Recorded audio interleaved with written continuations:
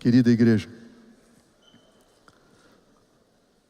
nós estamos às margens e diante de nós está um tempo de angústia qual nunca houve sobre a terra.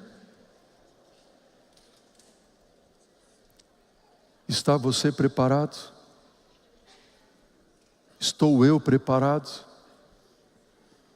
Estamos nós preparados para esse tempo de angústia? Pastor e doutor Wilson Andrew White, ele classifica os tempos de angústia como sendo 4 tempos de angústia. O primeiro tempo de angústia foi a angústia dos 1260 anos. A angústia do tempo da Idade Média, que se estendeu ali de 538 a 1798 depois de Cristo. Grande tempo de angústia. A angústia dos 1260 anos. E ele classifica o segundo tempo de angústia como sendo um tempo de angústia que virá assim que sair o decreto dominical. Ei, não pense que demora muito não para o decreto dominical sair.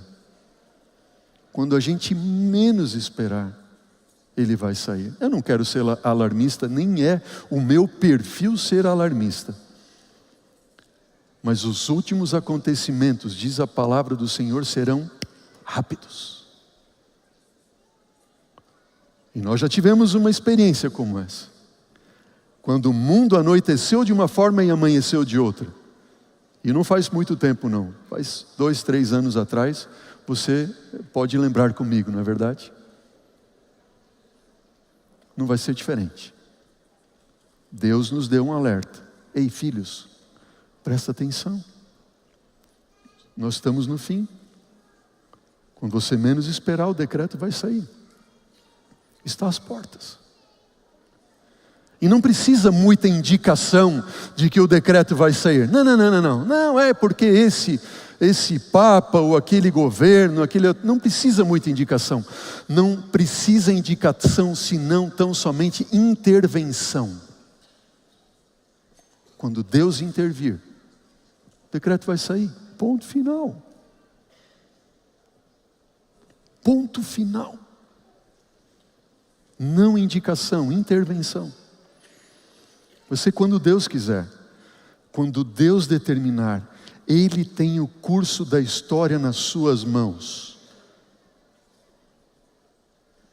Ele tem o curso da história da tua vida nas mãos dele. Está você entregando a vida, sua vida ao Senhor para Ele tomar curso da história da tua vida? Deixa Deus guiar a tua vida. Pequeno tempo de angústia será quando sairá o decreto dominical. E desde o decreto dominical até o fechamento da porta da graça, que nós não sabemos quando ocorrerá, ali haverá um pequeno tempo de angústia, quando aqueles que levantarem a bandeira da lei do sábado do Senhor, e que já têm levantado, não um levantar de uma bandeira, como sendo um determinismo divino, não, mas como sendo uma demonstração do amor, da graça, e da submissão a um Deus criador e redentor. Quando esse decreto sair, seremos perseguidos. Diz o Espírito de Profecia, livro Primeiros Escritos, página 33, e ao início do tempo de angústia, fomos cheios do Espírito Santo ao sairmos para proclamar o sábado mais amplamente. Vi que Deus tinha filhos que não reconheciam o sábado e não o guardavam. Eles não haviam rejeitado a luz sobre esse ponto. E ao início do tempo de angústia, fomos cheios do Espírito Santo ao sairmos para proclamar o sábado mais amplamente.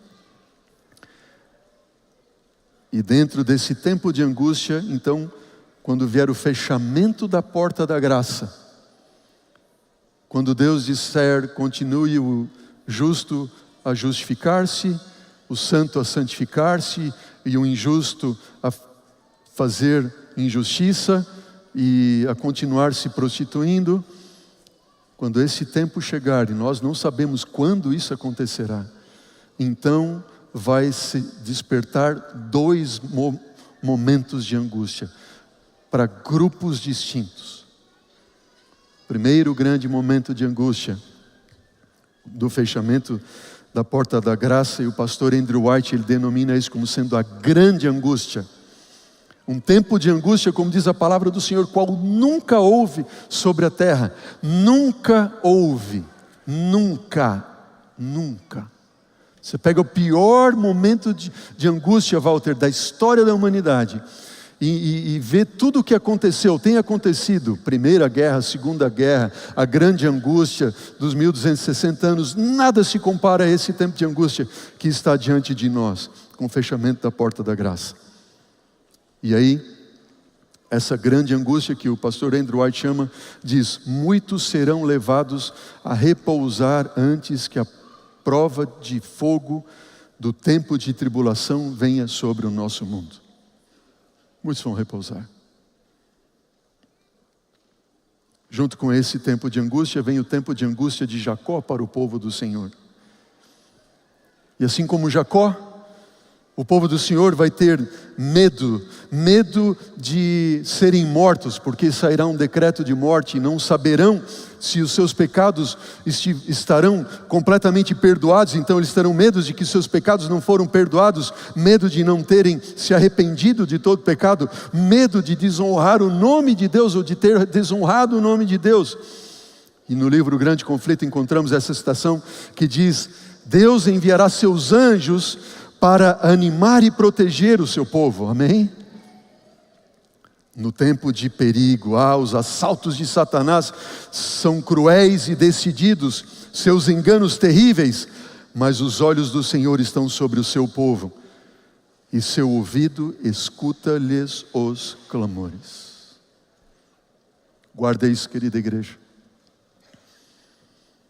Aqueles que de nós estivermos de pé nesse tempo de angústia, a promessa de que o Espírito Santo de Deus estaria conosco todos os dias, até a consumação do século. Promessa de Cristo Jesus. Amém? O Espírito Santo vai se retirar, sim, do mundo, e daqueles que não temem a Deus, não guardam os seus mandamentos, mas jamais irá se retirar do seu povo. Muito pelo contrário, na mesma proporção que se retira do mundo, vai sendo derramado sobre o povo de Deus, aqueles que temem e guardam os seus mandamentos e amam o seu nome, amém? E Ele vai estar com os seus até a consumação dos séculos.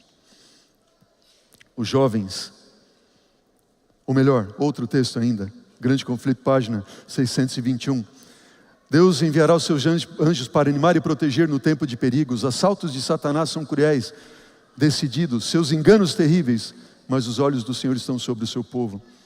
Seu ouvido escuta-lhes os seus clamores.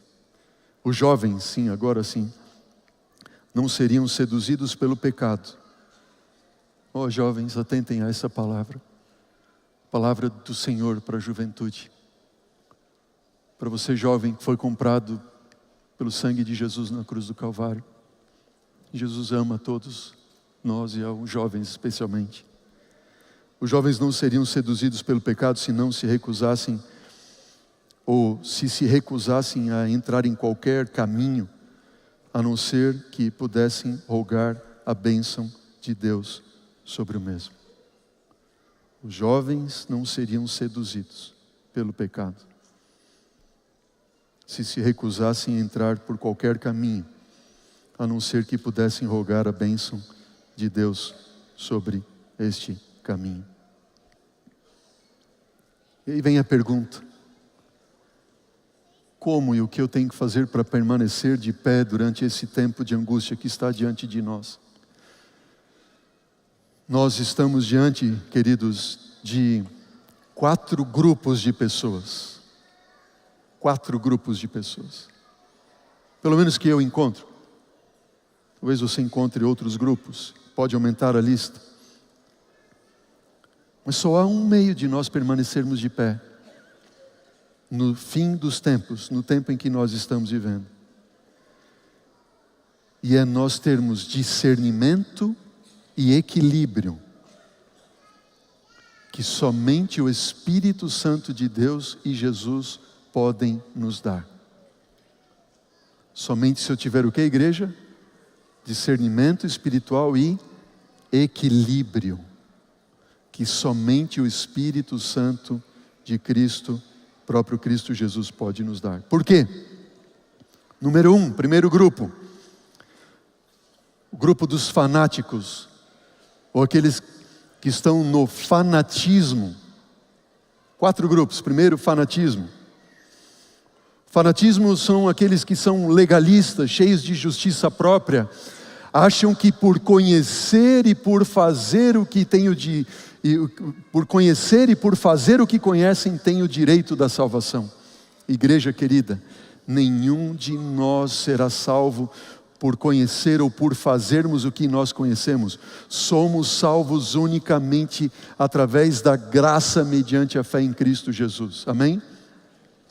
Fazer é porque estamos salvos. Mas discernimento e equilíbrio que vem pelo Espírito não é o espírito dos fanáticos. Os fanáticos são como o fariseu da parábola. Senhor, olha, eu graças te dou, porque eu jejuo, eu dou esmolas, eu dizimo, eu vou ao templo e eu ofereço, eu dou ofertas, enfim. Não. Não é porque eu conheço e faço o que eu conheço. Isso tem o seu papel, mas não é esse o motivo. Aqueles que estão no fanatismo, eles cobram e julgam os que estão ao seu redor. Aqueles que estão entre os fanáticos, ou que estão no grupo do fanatismo, eles cobram e julgam aqueles que estão ao seu redor. Aquele lá não vai para o céu por isso. Aquele lá não vai para... Olha, eu não vou na sua igreja porque lá, não sei o que lá. Aqueles que estão no fanatismo forçam na esposa e nos filhos, ou no esposo e nos filhos, uma religião formal.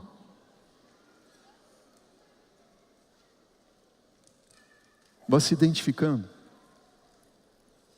Não, porque na minha casa tem que ser assim, tem que ser desse jeito. Não, porque Deus isso, aquilo outro, como é que você faz isso? Não, porque a gente tem que isso, a gente tem que aquilo outro, a gente tem que... Veja, mesmo que nós tenhamos, não é o que eu sei ou porque eu sei, mas porque eu faço o que eu faço. Qual é a motivação? Eu posso ser pastor, eu posso guardar o sábado, eu posso ser pregador, eu posso dar estudo bíblico, eu posso tudo, e ainda assim estar perdido. Eu posso colocar o dedo em risco e dizer assim, não, porque você vai se perder por isso, por aquilo. Não.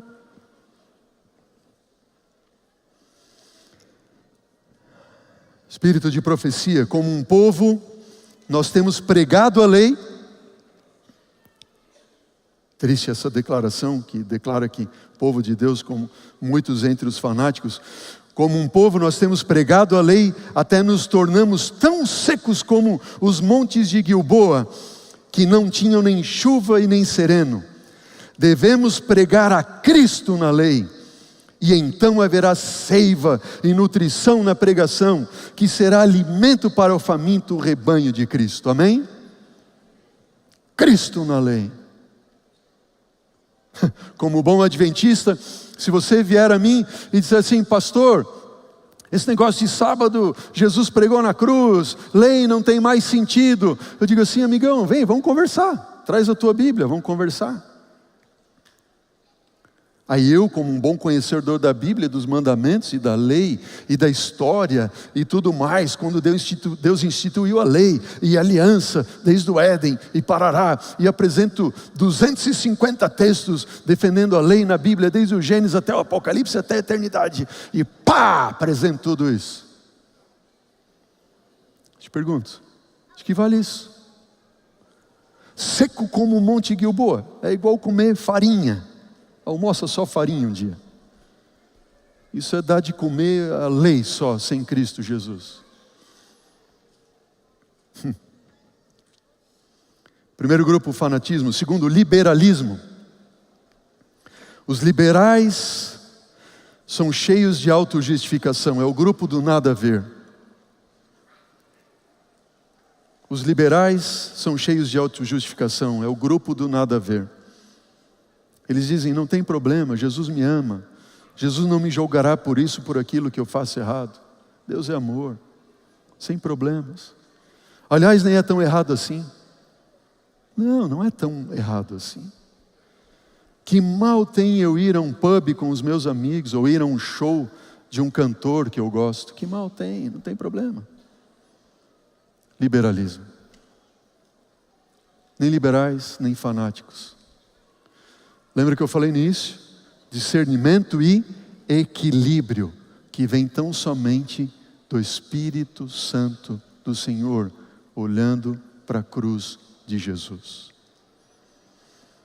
Essa semana eu conversei com um jovem, que já não é mais tão jovem, que tem a minha idade mais ou menos, mas era jovem quando eu comecei o meu ministério, então para mim continua sendo minha ovelhinha jovem ali.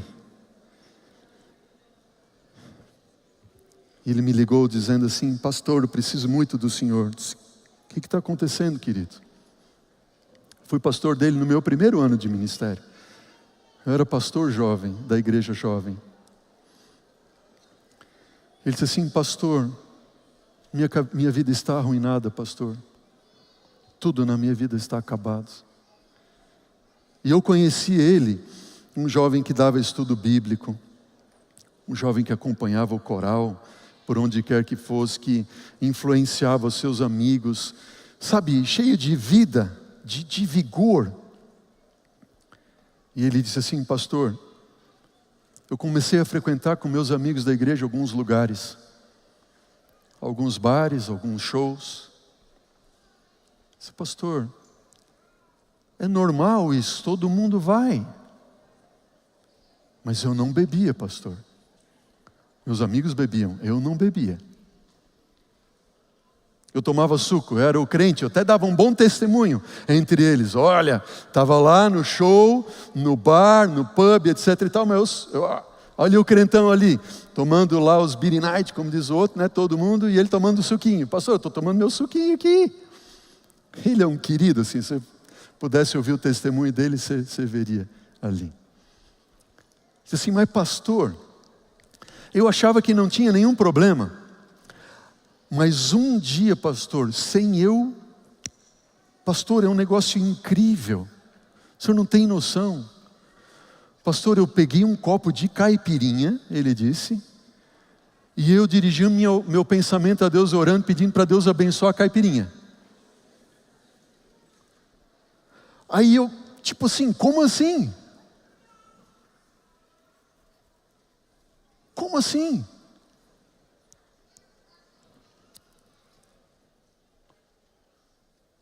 Lembra o texto que eu li antes para vocês? Se você não leu, eu vou ler novamente. Os jovens não seriam seduzidos pelo pecado se recusassem a entrar. Se recusassem a entrar por qualquer caminho, a não ser que pudessem rogar a bênção de Deus sobre o mesmo. Se eu pudesse orar a Deus quando eu fosse entrar num show, num pub ou num lugar dessa natureza, mas, pastor, eu orei para cá, para Deus abençoar a caipirinha. E aí eu me dei por mim e disse assim, não senhor, desculpa, me perdoe. Só que hoje, pastor, eu sou um alcoólatra. Eu bebo todos os dias. Pastor, hoje eu fumo. E o tanto que eu fumo é como se eu estivesse tocando fogo em palha todo dia, o dia inteiro. Pastor, hoje eu uso maconha. Pastor, aquele, eu não vou dizer o nome dele, aquele está morto. Eu não sei mais o que fazer, pastor, me ajuda. Me ajuda.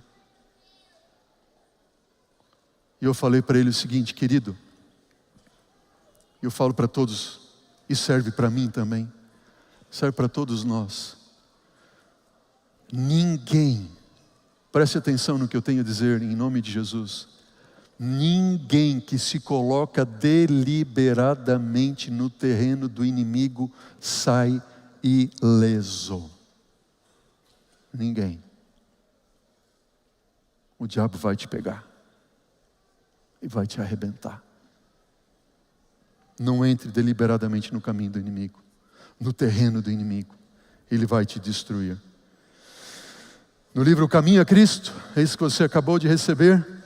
A página 26 diz: quando o pecado, notem, isso faz parte de um dos temas da nossa série. Quando o pecado amortece ou entorpece as percepções morais, o transgressor não discerne os defeitos do seu caráter, nem percebe a enormidade do mal cometido. Não percebe.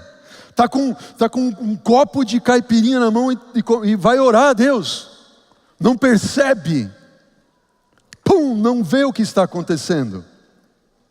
Não percebe a enormidade do mal cometido, a menos que aceite o poder persuasivo do Espírito Santo. Ele permanece parcialmente cego em relação ao seu pecado. Justificativas para o seu pecado. Suas confissões não são mais sinceras nem verdadeiras.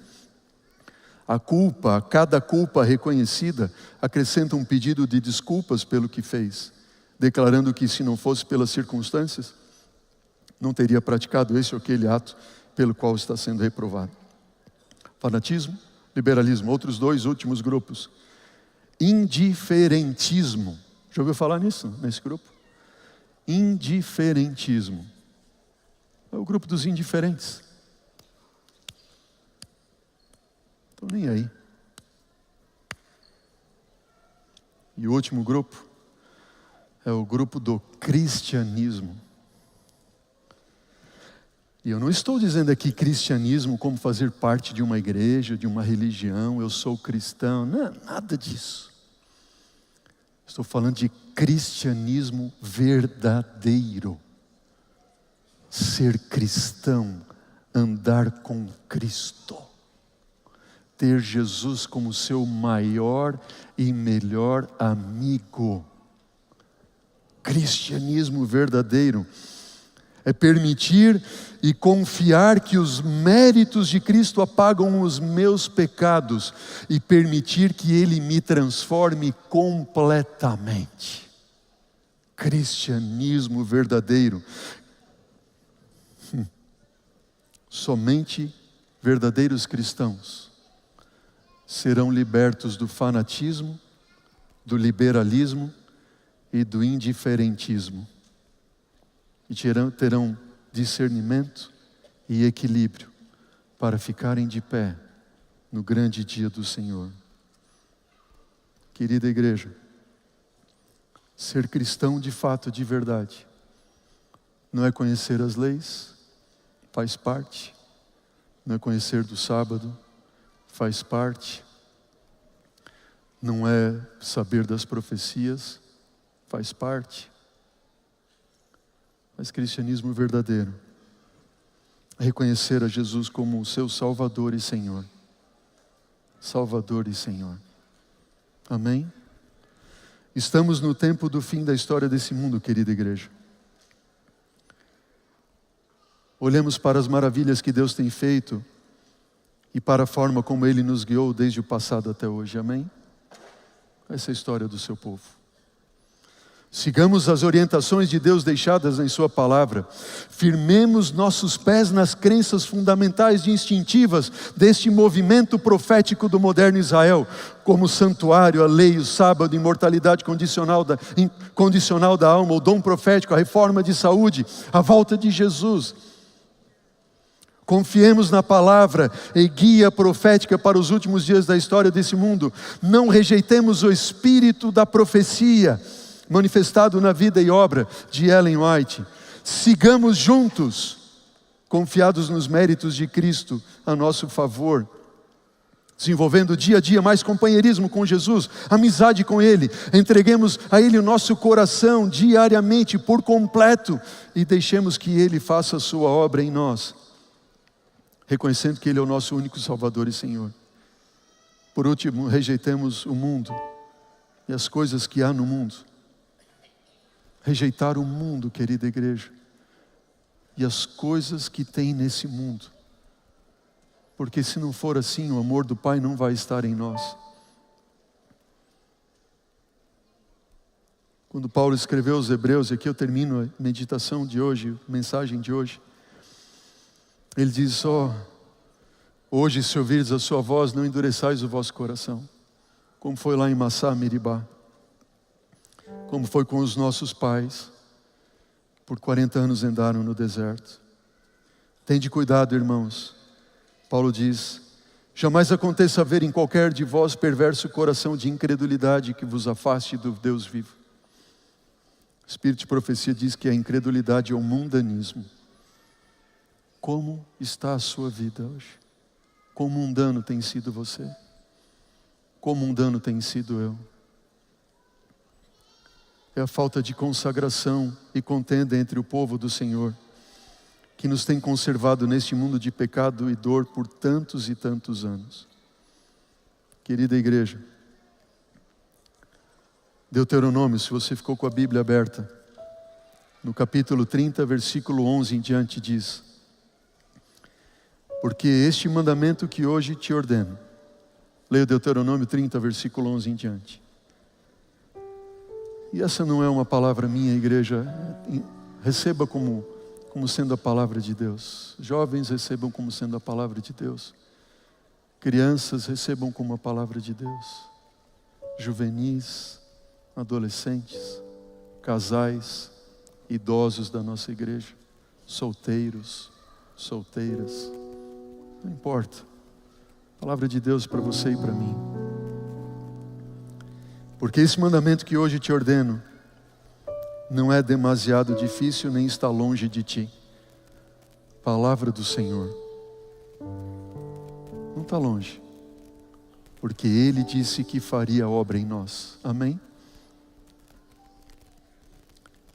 Não está nos céus para que você diga: quem subirá para os céus para que nos traga e nos faça ouvir, para que cumpramos? Não, não, não. Nem está além do mar para dizeres: quem passará por nós além do mar para que nos traga e nos faça ouvir, para que o cumpramos? Pois essas palavras estão muito perto de ti, na tua boca e no teu coração. Jesus te ama apaixonadamente. Ele morreu por ti. Quando eu falo perigo dos jovens se perderem, eu já fui jovem, já andei por lugares errados também. Graças a Deus, Deus me salvou, me tirou. Não é uma reprovação do pastor, mas uma palavra de amor de Deus. Falo aos casais que aqui estão. Às vezes quanta luta e quanta briga que tem dentro de um lar. Quando se tão somente entregássemos o coração a Jesus, Ele guardaria o nosso lar de orgulho, de soberba, do fanatismo, do liberalismo, do indiferentismo. Nos tornaria cristãos de fato e de verdade. Quando eu falo para as crianças, eu digo para as crianças que Deus tem um plano para a vida delas, e Deus tem.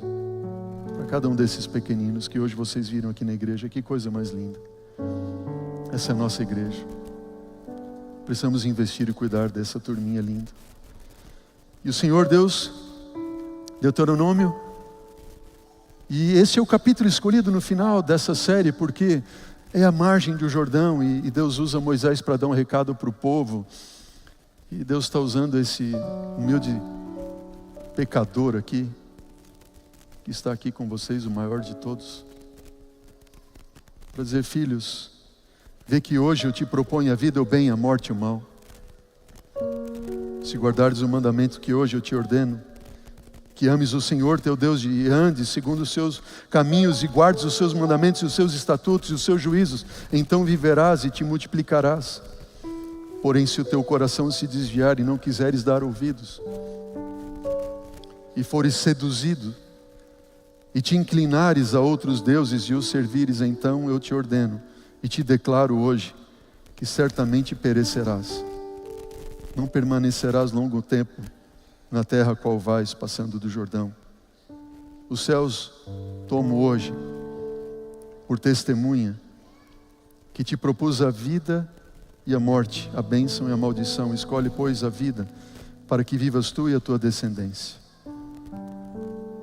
Palavra da salvação. Eu quero terminar contando o testemunho de uma jovem lá de Marrocos, a Adélia. Recebi da Michele. Michele, você está por aqui? Não. Será que eu vejo a mão erguida da Michele? Não. Está lá, Michele. Deus te abençoe, querida. A Michele recebeu o contato da Adélia, lá do Marrocos, imaginem. Um país da janela 1040. E a Michele mandou para mim um vídeo, um áudio da Adélia que impactaram o meu coração profundamente. Uma jovem, do outro lado do mundo. E a Adélia, ela diz assim: antes de me tornar adventista, eu era católica, não praticante. Tinha muitas coisas que eu fazia que a Bíblia condenava. Vejam as palavras dela, transcrevi as palavras dela. Eu lembro que nesse processo de conversão eu buscava na internet algo que justificasse o meu ponto de vista. Eu queria que a Bíblia se dobrasse a mim e não eu a Bíblia. Quantos de nós somos assim? Liberalismo, não tem nada a ver.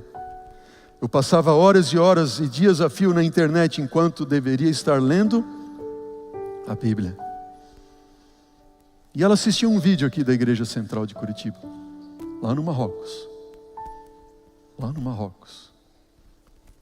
E nesse vídeo era um sermão que eu estava aqui pregando, e ela diz que essa mensagem intitulada Batalha pela Mente, talvez vocês devam lembrar, podem assistir de novo, quem não assistiu. Ela diz que eu fiz um desafio, e eu fiz de fato um desafio, para nós nos afastarmos das coisas desse mundo e nos agarrarmos a Jesus, fazermos um jejum, e ela fez esse jejum.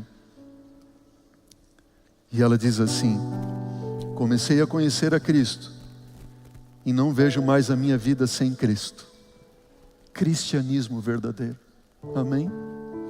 Comecei a conhecer Jesus. Ela não diz comecei a conhecer regras, mandamentos. Não, eu comecei a conhecer a Jesus, e não vejo mais como é a minha vida sem Cristo. Ela diz no áudio, se você ouvir, coisa linda: Cristo é meu tudo. Ela diz assim: por que tem muitos jovens hoje em dia? Ela fala para mim, me encorajando. Ela disse: talvez essa mensagem um dia chegue ao pastor André. Chegou a mim. E eu agradeço a Deus pela mensagem dela. Ela disse assim: pastor, continue pregando, continue fazendo desafios, porque esse desafio mudou a minha vida. Ela diz assim: pastor, porque tem muitos jovens hoje em dia, eu não sei se no Brasil, mas aqui em Marrocos, que assistem esses vídeos do mundo, curtem essas músicas do mundo, e acham que essas coisas são normais, mas não são. Não sei quem está falando, é uma jovem. Continue pregando, pastor, continue pregando. Ela diz: eu conheci a igreja de Curitiba, faço parte dessa igreja, amo essa igreja. Eu quero mostrar para vocês 20 segundos do dia do batismo da Adélia. Pode colocar lá, Beni, por gentileza. Avec nous, au divin rendez-vous. Venez tous avec nous, au divin rendez-vous. Lindo, não é verdade? Compulsivamente ela estava. Sentia digna no momento. Chorei bastante. A melhor coisa que eu fiz na minha vida foi entregar minha vida a Cristo. Eu não sei o que será daqui para frente. O que eu sei é que a aventura com Jesus, notem essas palavras. Eu sei que a aventura com Jesus é uma página nova a cada dia, e cada conteúdo da página é vida. Lindo. Uma página nova a cada dia, e cada conteúdo é vida. Ela falou para Michele: Michele, continue dando estudos pela internet. Pastor Giovanni deu estudos lá e Piauí batizou. Louvado seja Deus. E Adele termina dizendo que um dia nós possamos nos ver pessoalmente no céu. Quero estar lá com a Adele. Quero estar lá. Por que você está recebendo esse livro? Porque, queridos, não há outro caminho para nós estarmos de pé senão Cristo Jesus. E eu quero desafiar você, a minha igreja que está aqui hoje, minha igreja virtual também. Vou pedir para o nossos grupo aí do apoio para colocar o link para você conseguir esse livro gratuitamente na internet. Quero desafiar você a ler esse livro. Se você já leu um dia, leia de novo. Eu li de novo e quero ler de novo, e de novo, e de novo. Eu quero apelar ao seu coração. Não leia por ler. É uma frase por frase, um parágrafo por parágrafo. Deguste. Faça com que essas palavras, cada uma delas, entre na sua vida, no seu coração, que eu tenho certeza que você vai ter um encontro íntimo com Jesus. E vai ter a sua fé fortalecida em Cristo e também no espírito de profecia que Deus deixou para nós para esses últimos dias. Amém? Hoje é um dia, queridos. Hoje é dia de recomeço. Amém? Hoje é um dia de recomeçar. Quantos aqui gostariam de recomeçar com Cristo? Deixar para trás o que passou? Eu preciso. Deus conhece o teu coração. Ele vê que você está arrependido. Ele clama pelo seu Espírito para você entregar a vida a Ele e recomeçar. Amém? Recomeçar. Novo começo, nova vida. Por que não um novo jejum? Por que não mais 6 semanas? Vou ler a Bíblia, esquecer as coisas desse mundo, músicas desse mundo. Vou recomeçar com Cristo. A Monique vai cantar agora. Essa é a última música dessa série. 15 mensagens de Deus para nós. E essa última mensagem é de um recomeço. Eu quero apelar a você que está nas galerias, nos balcões, você que está na igreja. Se você quer recomeçar, o meu apelo não é só para você ficar em pé. Não. Jesus desceu o céu, se fez homem, se humilhou até a morte de cruz. Quero convidar você para vir aqui à frente, que os corredores se encham nessa manhã. Não importa, venha à frente e diga não para mim, mas para o Senhor Jesus. Eu quero recomeçar. Eu preciso recomeçar. Eu preciso de Cristo. Eu preciso de nova vida. Eu preciso do Senhor. Eu preciso de um reavamento e reforma na minha vida. Eu quero o Senhor. Não tenha vergonha de vir à frente. Jesus não teve vergonha de se entregar por você na cruz do Calvário. Entregue-se a Ele enquanto a Monique canta. Se inscreva no nosso canal para ajudar a compartilhar a palavra de Deus para mais pessoas.